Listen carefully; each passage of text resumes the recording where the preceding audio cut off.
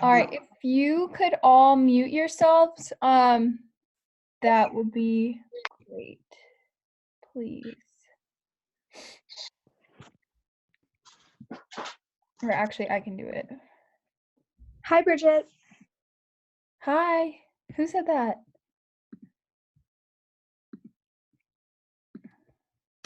Okay.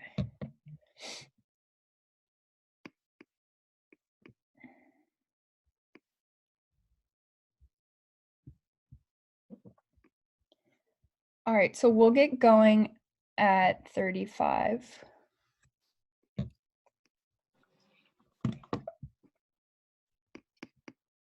Oh, you guys don't have to mute your video, just your microphone, please. We'd like to see your faces. Wow, there's so many people on here.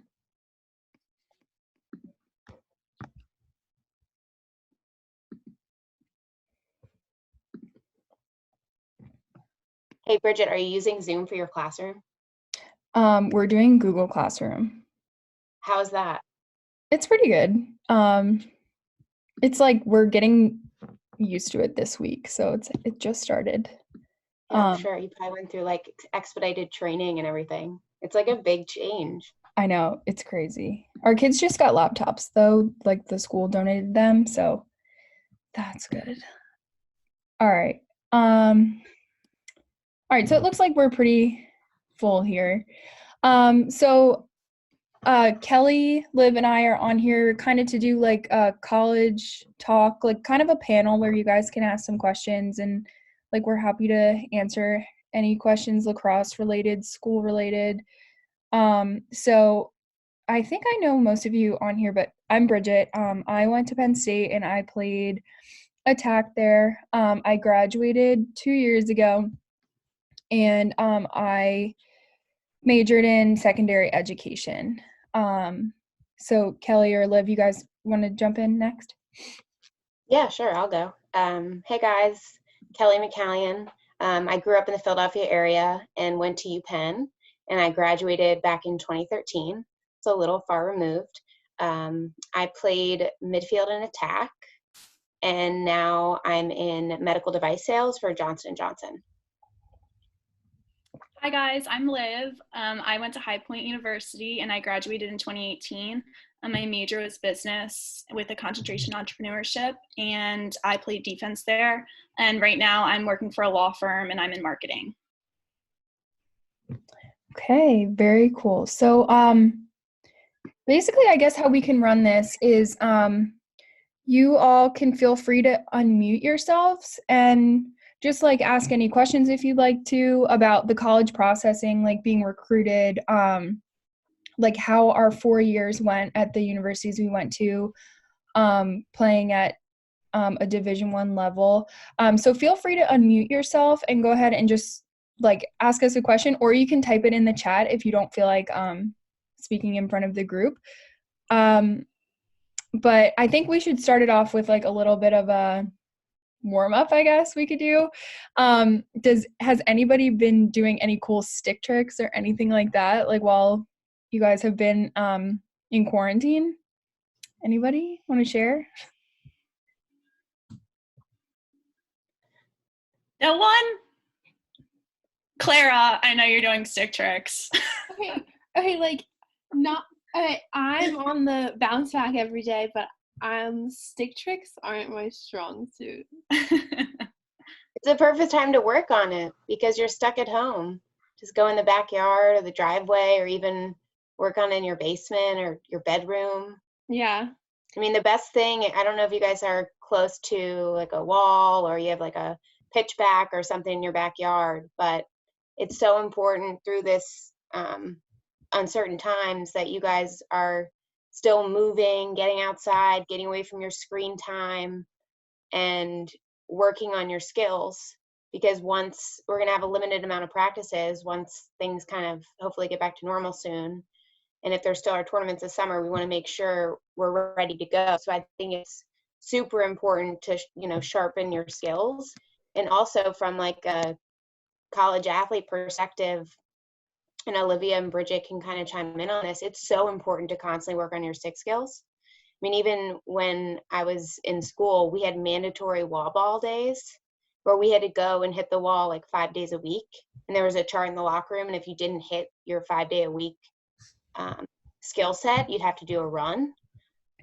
So even up until like the Division I level, you still need to be working on those skills. So I think it's so important developing that habit of playing with even just yourself, or maybe grab a sibling. You can even do like a FaceTime call with one another, kind of like you're passing, or maybe maintain social distance and do like a 6 feet pass. I don't know if parents will allow that, but you should be kind of, and not even stick tricks, just like if anybody's been hitting the wall or playing outside or grabbing their sibling or their parents, like we're all kind of stuck in the house. I know everyone's feeling trapped, and it's such a good way to kind of get outside and play around and kind of work on those skills.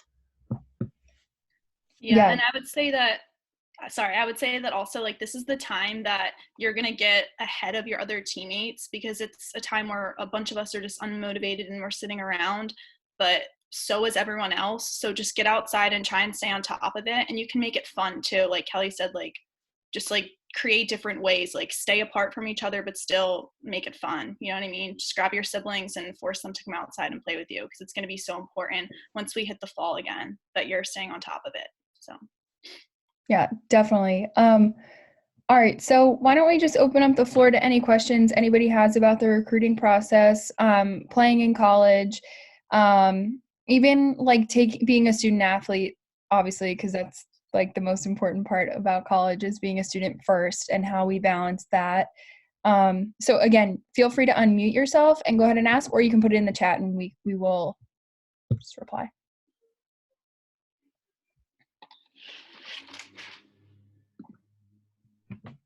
And Bridget, if we're slow with questions, we have that those talking points that I can read out a question if we want to just go around and talk about it. If questions might come up as we're talking. So a question that we have to discuss is, when did you know when you wanted to play in college? And I think that there's never really an opportune time. I would say there's some people who maybe wanted to play in college since they ever started playing lacrosse, and then there's people who start in high school, and then we had walk-ons in college. So I would say, it's never really too late if you think that you've missed, that recruiting timeline. But for me personally, I knew in like middle school. So when I started to get serious and play club lacrosse, I really understood that that was going to get me visibility to college coaches. So high school ball is great. You get the recognition, you get the accolades, but really to get that visibility from the college coaches is those tournaments, and they're so important for that recognition and that they can actually see you play. But for me, it was probably around middle school that I had kind of high hopes to play college lacrosse. Yeah, I would say the same thing. And going off of that, just the questions about, like, should I still be playing other sports in grade school and in high school? I would say that it's definitely important. Can you guys hear me? Yeah. Okay. I would say it's definitely important if you do enjoy other sports to keep playing them. Like, I played field hockey in high school and I loved it, but it is also important to, like, during those seasons, like when you have off days, to continue to play lacrosse and put in time for that too, if you do want to play in college. So like on those Saturdays or Sundays that you don't have games, like putting that time towards lacrosse will be super important. And I found that really helpful throughout high school. Yeah. So we have a couple questions in the chat. So how do you manage the work with your sports? So, I think, like, and I can speak for my experience at Penn State, but I know a lot of, like, I think every single D1 school has a lot of support in terms of, like, matching academic success with athletic success. So I think, like, one thing that I really took advantage of was the use of study hall at the school that you go to. So you go to, when you're a freshman, you have an hourly commitment to study hall that you have to fulfill.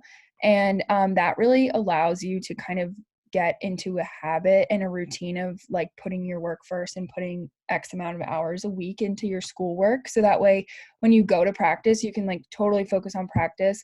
And then you have to go complete those 2 hours of study hall either before or after practice. So it's really built in time your freshman year, that allows you to kind of like make those time management skills. So I think really leaning on the supports that your school gives you is something that I felt was really valuable in at my with my experience. Liv and Kelly, I feel like that's an important piece to talk on as well for you guys. Yeah, definitely. Go ahead, Olivia. I was just going to say that you have like access to free tutors, to academic advisors. So I would get tutors in accounting, get tutors in Spanish, like anything that you can, it's also good to just know that like they're there for you whenever you need it. And you'll notice that everyone on your team takes advantage of it too. So I felt that was important. Yeah, and I would echo what you guys said as well. And I mean, you're recruited to play, or even if you're a walk-on, your coach wants you to succeed. They want the team to succeed. So, and they believe in you. So they know that you can do it and you can handle both academics and the athletic component. And you have so many resources at your disposal, like they mentioned, with the tutors, academic advisors. And we did have mandatory study hall too, freshman year, so you can kind of get in that routine. But I would say like a D1 program, 6 and 8 hours a day, you're down at the field, lifting, running, practice, film. So you kind of figure out, I would say freshman year fall, you have a little bit of a transition period, which is natural. You're adjusting to college life, being on your own, the demands of the sport, the demands of, the academics, but you learn the discipline of when you can fit in your work. And I think for me, I learned that on Sundays, that was my day to kind of get ahead and work like ahead of the schedule. So I had work done in the beginning of the week. So by the end of the week, I was catching up for the following week. So you learn those things kind of through trial and error. And I don't want you guys to be scared or nervous. You figure it out. And I would say like freshman year is tough because there's so many new experiences and you're trying to balance, life and work, and if you work in sports and academics. But it does, and the benefit of that is 4 years of managing your time. It does bear great fruit, like in your career later in life. You become so hyper-focused and dedicated, and your time management skills are so important that I had friends who weren't athletes, and they're like, God, how do you get like all this done? And they just have so many more distractions, where I think it allowed me to be super focused. And when I had those 2 and 3 hour blocks where I could like go to the library, get ahead for the week, that made me a better student, and then a better student athlete. Because when I was at lacrosse, I wasn't thinking about all the work that I had to get home to. But it's such a rewarding experience. And I think learning how you study and adapting to that culture of college, I think it's invaluable to like the real world and your discipline, in like the real life working world. Definitely. And I think like one thing to remember, that I know when I was in high school, I overlooked, and I remember being like a little bit worried about committing to such a big demand of my time playing lacrosse in college. But you have to give yourself credit now that you guys wake up normally at like 6:30 and you go to school until 3:30 and then you go to practice afterwards. So you don't have like, you're lucky to be scheduled in. And like just take those time management skills. You all get everything done now. So just like have that translate to college in a way that will definitely look a little bit different, but it's definitely something that you all can handle. And it's like you will succeed if you use your supports and just balance your time and your priorities, I think. Okay, so next question I see. Okay. Bridget, how did you like playing at Penn State? I loved playing at Penn State. It was really a good time. It was a good school for me in terms of like an academic athletic balance. Also, it was a program that like had a lot of potential, I think, in terms of growth. So I thought it was really awesome to be able to play there and make it to the Final Four, like for the first time in the program. I think there were like, it was like a 10-year gap or something. So that was really awesome. I had a really good group of girlfriends that were teammates. And I also met a lot of other students outside of lacrosse, like whether they be athletes or just kids in my class. Like I got a really good wide variety of friends there as well. And then the last thing I'll say about Penn State is that the alumni network is amazing. So coming out of college, going to a big school like has really connected me in terms of like alumni relations, whether that be like getting jobs or interviews and stuff like that. So yeah, overall loved it, really fun, but also like very challenging athletically and academically. Guys, add Are some most more. of you guys in high school or middle school? What ages do we have here? And you can type it in the chat box if you don't feel comfortable coming off mute. Because I'm just curious, like, are you guys where you are in the process? If you are in high school, what kind of questions you have, or if you're in middle school, do you want to know like what you can do now to prepare?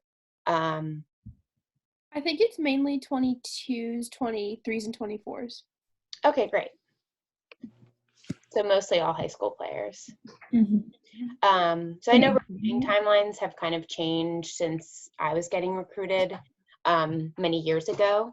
And to be completely honest, I don't know every single rule that has changed. So maybe Olivia and Bridget can chime in with their timelines. But I would say that I started looking at schools like starting freshman year. So my older brother played college lacrosse. So my parents were just like, well, if he's going to go see a school, just hop along in the car and go, check out the school as well. So I kind of figured out what I liked and what I didn't like. And then I started sending out letters and emails to coaches sophomore year. And I would say the biggest thing is if you have a dream school in mind or your top 5 schools, I would say try to go to their camps in the summer. You start to get to know the coaches, you start to get to know the culture of the team, you start to get to know the girls. That was really important. I went to Penn Camp like all 3 years of high school, or 4 years. And I think that was a great opportunity for me to start getting to know them. My name was out there. And then if you do really well at the camp, then they come to see you play in the tournaments, and it kind of perpetuates from there. But I would say like make a list, dream school or reach school, safety schools, whatever. And you may already have done that with academic advisories or guidance counselors in high school. But I made my list of like my top schools, and then I went to those camps every summer leading up to my junior year. And then I didn't commit until senior fall. So I started preparing for SATs and ACTs and took like all sophomore year. And then I took those junior year. And then I had to apply early admission. And then I did a verbally commit my senior year fall. So I would say don't think you're too late. There you can get caught up if you're maybe a junior here. But if you're a freshman, I would say start trying to make a list of what you think you may want in a school, or maybe if you have your top schools in mind, and go on their website, get to know the school apart from lacrosse, and then also look at their lacrosse program as well. And if there's anybody that their sibling played there, or if we can make introductions, happy to help to get like a vibe or like a culture check on the team, see if you'd be a good fit, and go visit the campus. And if there's not, I would even start out in this area. Like, do you like a school like Villanova or a school like Drexel or Penn, like more of a city culture? Like, get to know those things and try to visit maybe schools that are in your proximity but are like universities across the country. But I would say it's never too early to start looking, and then be as proactive as possible in your emails. Send before every tournament, send your schedule, what number you are, and hopefully they come to see you play. Yeah, I would say probably the same thing for me. I probably started looking around like end of freshman year and then all throughout sophomore year. But I will say in regard to the recruiting process, like you shouldn't look at other people's timelines and like get concerned about it, just because like schools are on their own timelines, and so is everyone else. So just because if one girl commits early to one school, don't like freak yourself out and get all nervous. Like I had girls on my club team commit to like lower tiered schools early on and then like top 5 schools like right before we graduated. So just so that no one stresses out about that, just know that everyone's on their own timeline and it's all going to work out like for you when it's supposed to work out. Yeah, definitely. I agree with both Kelly and Liv. And I think like if I could go back and tell my younger self something about this whole process is that I think it's really important to look at the school and what the school offers outside of lacrosse, because not saying like not to put bad juju out there or anything like that, but I think it's important to notice that like lacrosse is a game and you never know what's going to happen. Like injuries happen, just random things like the coronavirus happen. And I think that like you have to really love what the school's offering outside of lacrosse in terms of academics. So like really, at least as you go through that list of, okay, I really love to play here, but do they have, I might want to be like an English major, or I might want to be a PR rep or something like that. Even those little inklings of what you guys enjoy now academically, like I would definitely add that into your search as you're getting recruited. But yeah, I would 100% agree. You have to like the school first, like take lacrosse out of it and just make sure if anything were to happen, you were to get injured, would you like and be happy there if lacrosse wasn't an option? You just have to be the devil's advocate a little bit there. Definitely. So we did get a question is how often would you send letters to coaches and what about? So when I was sending emails, they couldn't necessarily respond. And I remember they couldn't call me until September 1st of my senior year. So it was all back and forth over email. They could email me back, but I think it was very curt responses, if anything. And then you can always call the coach, but they can't call you until, right? Is it still September 1st of senior year? Maybe timelines have changed and we can double check some of those timelines. But how often I would send these letters. So I played a few other sports in high school. So you just do a check-in like, hey, happy fall, hope you're doing well. I would talk about my club team, maybe any tournaments we played on, how we did, the start of school and the fall season. I played field hockey, so I was like, our team went, 7-0 in the interact or whatever. We're getting to the playoffs, like just a little bit of rambling, but keep it short, just to kind of circle back with them at like their top of mind. But you're also trying to let them get to know you a bit. So like a mix of personal, but then also like, here's what I'm doing with lacrosse. Here's how school's going. Like I would update them when I was taking the SATs and I took the ACTs.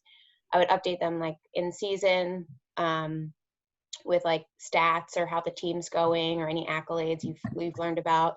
And then checking in the summer, like I was going to tournaments every weekend. So I would email them every Thursday or Friday and just say like, hey, here's a schedule for the weekend. Hope to see you, come by. Not that I could talk to them at the tournaments, but I would hope that it would give them an opportunity to come watch the game that I was playing in that day or that weekend.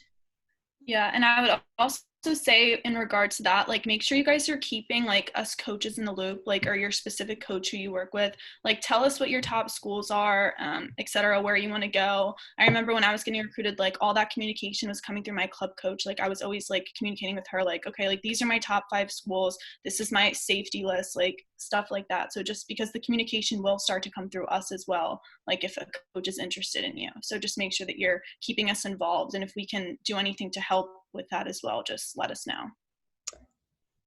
So KK had another question. Do coaches ever reach out to you or do you always reach out to them? So that can go both ways, just dependent upon the rules, obviously, like Kelly was talking about. So like after specific dates, coaches can reach out to you. But was I right in saying that you can email back and forth, but in order, like any phone communication, you always have to call that coach until like September 1st. Is that correct? Or is that?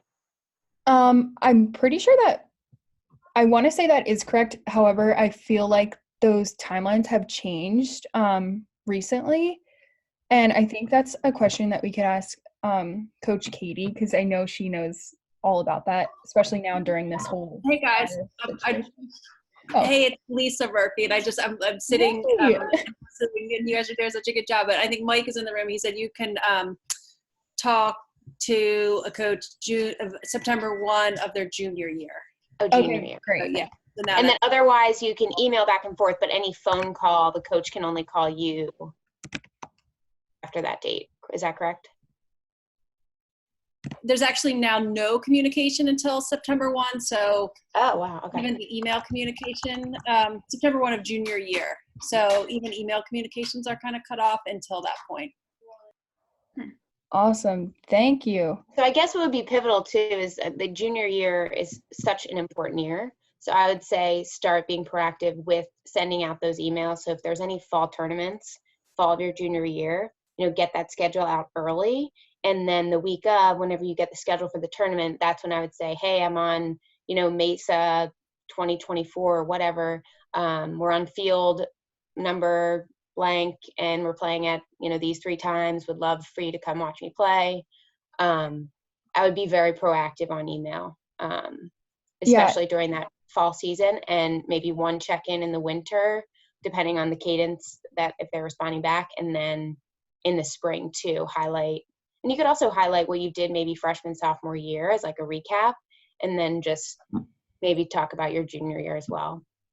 I remember also like something that I did that I think is still a thing.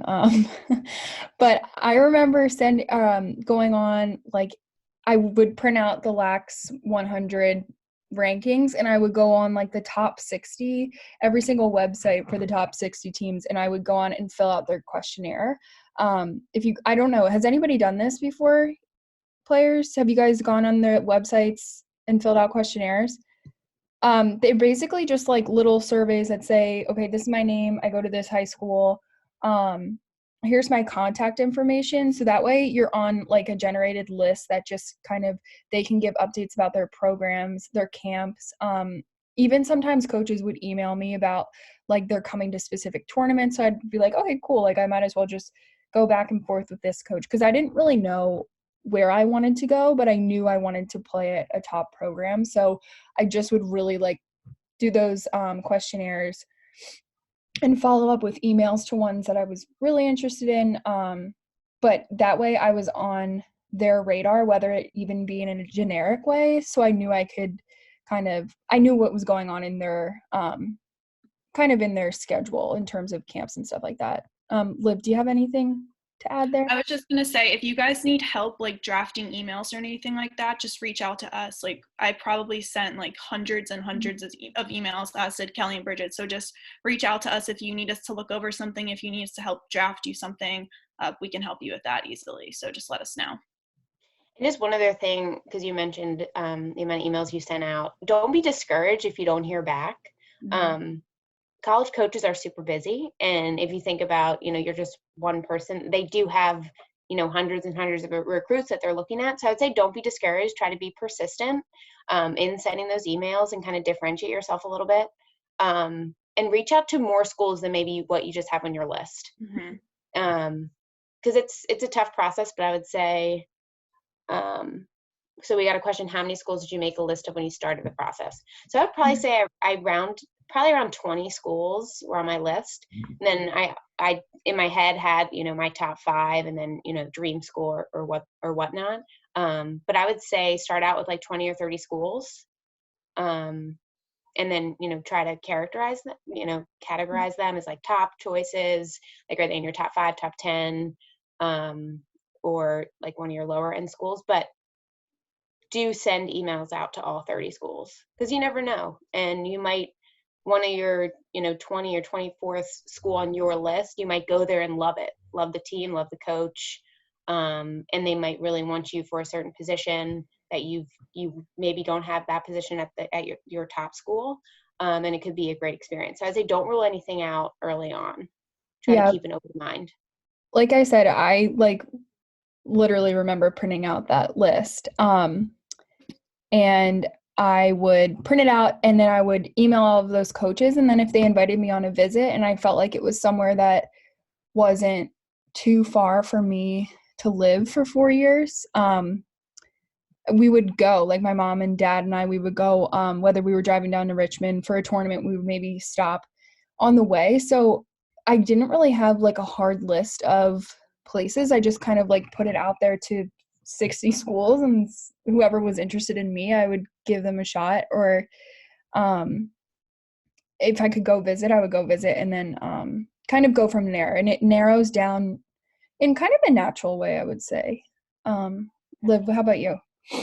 Well, I would just say, like, in the beginning of my process, like, I probably, if you told me I was going to High Point, I would have said that you're crazy, just because it was just like such a smaller school compared to like all the different schools that I was looking at. And I went down there, and I, like, one thing that you guys will notice when you go on recruiting visits is just like the culture of the team. And I just felt like I fit in with them right away. And like, also obviously the school aspect, like, it was smaller for me, but it's just important to like take those things into consideration, and just definitely take advantage of going to any camps. Like, some colleges will come here, they'll do skills sessions, stuff like that. Just take advantage of all of it, because you never know what might happen. Definitely. All right, any more questions from you guys?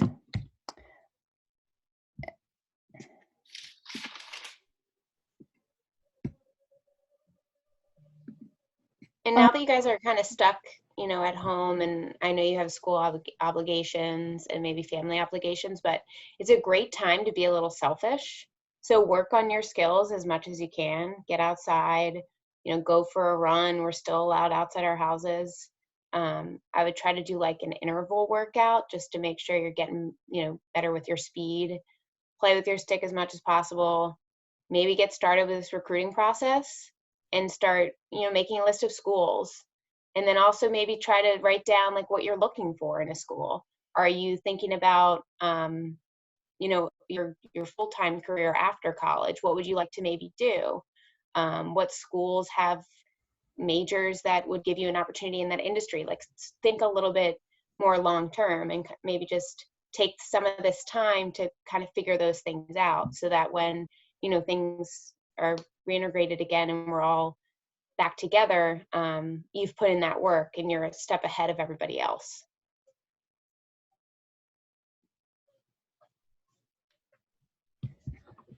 I also, like, I know it's such a big decision to make at an age where it's kind of like a whirlwind, but I would just like trust with what you know, and like Liv said, like, trust in the culture of the team, and really just go and observe and see if it would be a place that you could live and have really great friends at the end of your 4 years, because you're with each other a lot.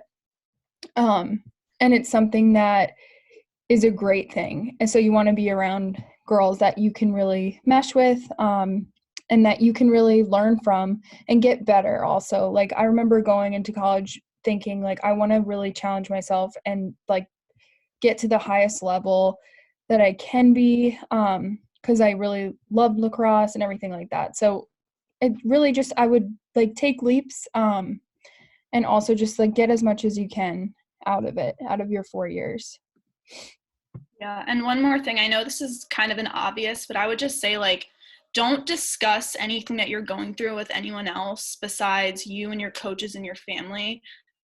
I think it's so easy for like other people to have an influence or like opinion, like make an opinion on your situation. The day for the next week, and you have to go what you feel is best for yourself. And so just don't let anyone else influence your decision, and it's all going to work out. That's such a good point, because I think a lot of it's hard to not take into account others' opinions, and sometimes you are pressured by other coaches to make a decision, and you'll know when it's right. I mean, a lot of my friends who we played with, we all talked about like we had this gut feeling. Like, I went to a couple official visits, and when I stepped on Penn's campus, I was like, this is just different. Like, I feel like this is the right choice. And I do feel like you have to trust your gut and kind of go with your gut.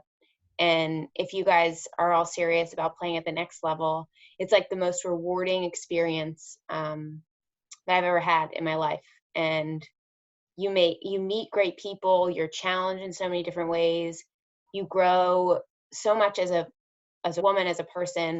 It's such an incredible experience, and you're playing with people who love the game and are all really good, so you're getting so much better.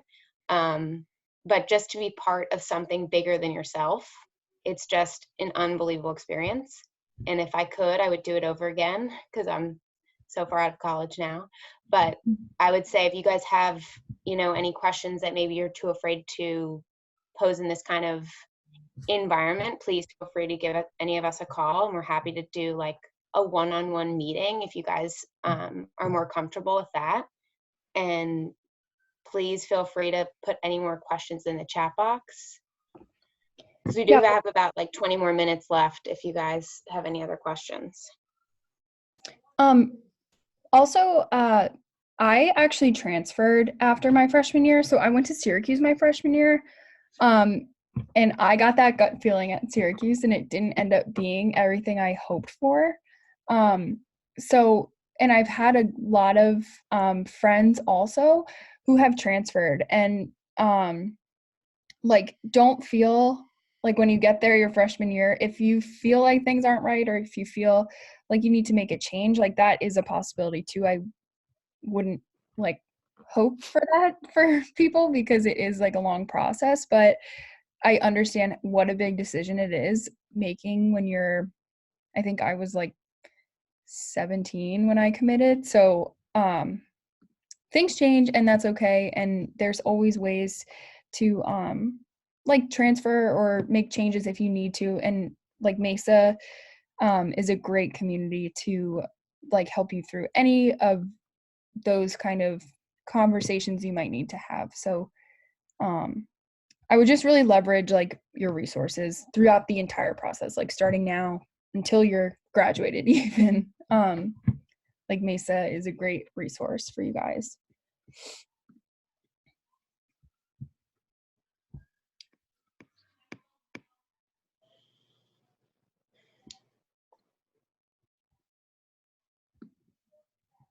Kelly, did we hit all of those questions on the?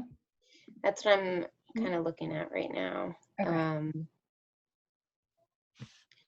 One of the questions was talking about playing other sports in high school, maybe the importance of that, and then having to possibly give up sports in college to focus on one. My personal thought is play as many sports as you can for as long as you can. I think for me in high school, I played field hockey and basketball, and I still was playing lacrosse as well because club is all year round. And you're doing your own work on the side individually to get better at your game. But I would say you flex different muscles when you play these different sports. And I think if you have an option to play other sports, I would say go for it, because I think it makes you a stronger athlete. I think for me, I had a lot of friends in college get injured because they had only played one sport for like 10 years. But those that were a little bit more well-rounded, I feel like the repetition that we were seeing in college, their bodies were trained a little bit better and a little more solid. So from my personal experience, I would say play as many sports as long as possible. And then once you commit to a college and you're playing those 4 years, lacrosse does become, your life, and you're playing it every day, every day of the year and summer training practice. So I look back to those times where you played other sports, and I just don't know the commitment to commit to just one sport in high school. That would have been difficult for me, because I think for me, if I was tired of lacrosse or I was frustrated, I was playing something else. Whereas you're getting that full dedication, full commitment in college. And I thought for me as an athlete, it made me better to play other sports. And then I can just hyper focus for those 4 years. So I think like moving forward with this, if everyone could take like a quick second, like maybe 2 minutes, to chat something in that like you've taken away from this little panel that maybe like either set an intention for yourself, like going forward during this time, or maybe like a goal that you're going to set that either says something about the recruiting process or like how you can improve as a lacrosse player in the next couple months. Like whether that be I'm going to send out an email and introduce myself to somebody like a coach, or like a new stick trick you want to learn, or maybe just something to kind of keep each other going for the next couple, however much longer we're doing this. But just go ahead and chat a couple intentions in, and I'll read some of them out, or Liv and Kelly, if you guys want, we can read some out. So go ahead, take like 2 minutes to do that, please. And I didn't know too, there was a question in the recruiting about academic preparation, like SAT and ACT. Oh, and yeah. like the importance of your grades. I don't know if we should Yeah. maybe talk about that. I can talk about that while you guys are chatting. I don't see anybody in there yet. But I think that, so the SATs, so I started taking them pretty early, like 9th grade, because I just was like, I don't really know what I want to do, where I want to, or what I want to be, where I want to go. So I kind of just took them like as many times as possible. So that way I had as many options as I could, because I didn't want to get like denied or anything because of SAT scores. So I got them up to a good score for myself. But I really like worked hard with my SATs because, again, I just didn't want to be like denied or anything like that. So I had a tutor that I worked with, and then I would take a practice test like every weekend. And I think I stopped doing that my junior year, fall of my junior year, maybe end of my sophomore year. But it's definitely important, and it's also important because some of your SAT scores can cancel out some of the freshman core classes you're required to take. So, I mean, they count for more than just getting into college. Like, they can actually help you, like, lighten your load your freshman year, which is nice. And then, like, your GPA in high school is definitely very important. Because like I said, like schools can easily say yes or no based on your grades because they want you to succeed academically in their school. So like it matters, I would say, just as much as lacrosse, just for your own success. Liv, what would you say? Yeah.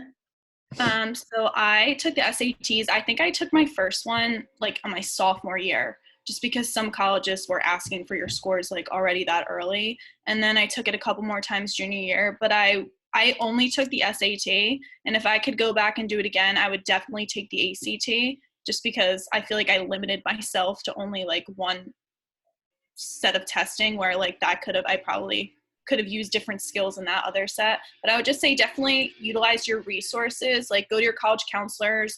At your high school, I had a tutor. I probably had a tutor for like 8 months. So that's probably really excessive, but just like anything that you can do to get those scores up. You can take practice tests. You can do the stuff online, just like after your homework or whatever. Just take like 30 minutes to do it. It'll really make a big difference. Yeah, I would agree with what you guys said. I mean, I think your GPA is super important and your test scores are important as well. And there's no shame in getting a tutor. I did SAT tutoring as well. It's a tough test, and I think the more smart you can be about the test and get like helpful tips and tricks to make you score better, there's no harm in that. I took it my sophomore year, and then I took it a final time my junior year. And if you're showing the improvement, that's a great lesson too, to show the coaches that you're willing to work harder, put the time, the effort in, and then you get better scores. I also took the ACTs, so Ivies, when I applied, required 2 subject tests. So I had to take the ACTs. I did about the same on both my ACTs and SATs, but some people do better in one or the other. So I would say there's no harm in kind of taking both. But take them early, try to get a baseline and see where you need to improve, and then look for those resources. There's online tutoring. There's online websites that provide, tips and tricks to outsmart the test. There's tutoring. I would check like what your high school, what kind of tutoring they provide, or like assistance or resources for preparing for those tests. And then just, continue to work hard in school. I think once you have the confidence where these coaches are recognizing your lacrosse ability, and then you can back it up and say, I also have a great GPA and great, good test scores. I think that just moves the conversation longer and longer and keeps their interest. So I would say your athletic ability and your grades, it goes hand in hand. So you want to make sure that you're, working hard in school as well. Definitely.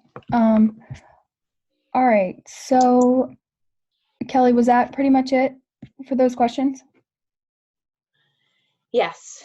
I Okay. think we could follow up, like if there's any more timeline-based things, we can touch base with Katie and just make sure we're buttoned up on that. Yeah.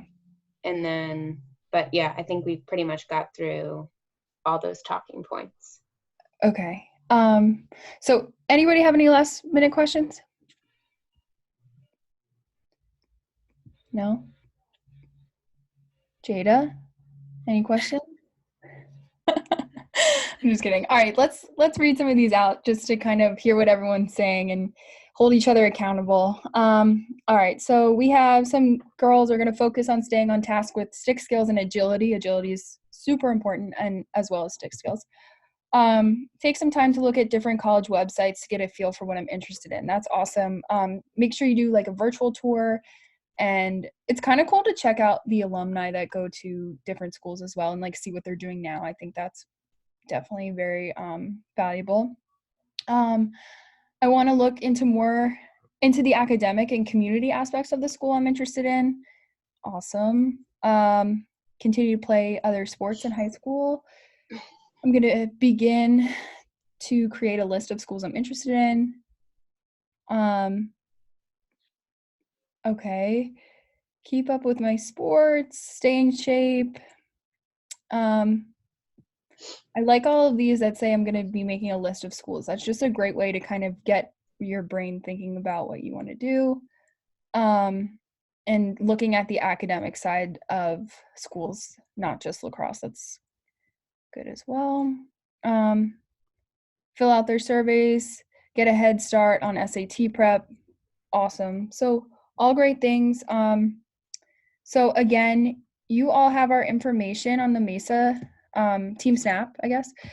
And feel free if you want, like Liv said, us to draft any emails or anything like that. If you wanted, we could do like mock phone calls with coaches, or even just chat and catch up about where you are in the process, what's going on in your head. We are all happy and available to do that. So I think that can close out our panel. Liv and Kelly, you guys want to say any last words? You know, I just would echo, like, please feel free to reach out to us and ask us, you know, any kind of question. There's no such thing as a stupid question. Happy to discuss it offline. I work, you know, during the day still, but, you know, weekends or evenings, I'm happy to chat with you guys. Please use us as a resource. We've been through the process. We want to see you guys succeed. We want to see you guys advance to the next level. We believe in you, so please feel free to reach out to us. Happy to help.